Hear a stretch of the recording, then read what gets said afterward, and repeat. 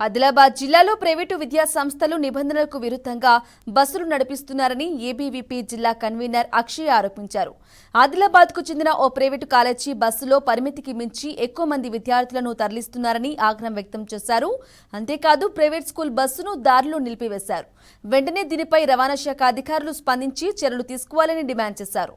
వెంటనే special drive నిర్వహించాలని కోరారు. లేదంటే బస్సు ప్రమాదాల్లో విలువైన విద్యార్థుల ప్రాణాలు పోయే ప్రమాదం ఉందని హెచ్చరించారు.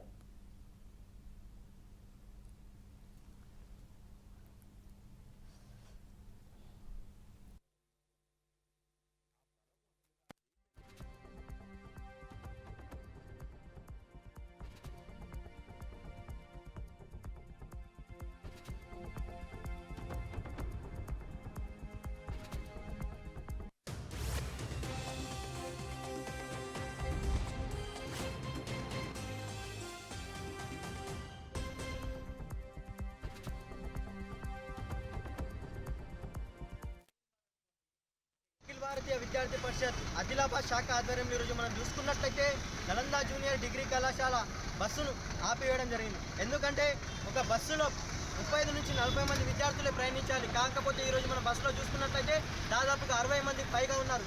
దీన్ని వెంటనే ఆర్టీఓ గారు స్పందించి బస్సులకు పర్మిషన్లు చూడాలి. అదేవిధంగా బస్సులకు ఉన్నటువంటి పర్మిషన్ చూసి దాని తర్వాత ఆ బస్సులో ఇప్పుడు అందుబాటులో విద్యార్థులకు 30 నుంచి 40 మందికి ఉంచాలని కోరుతున్నాము.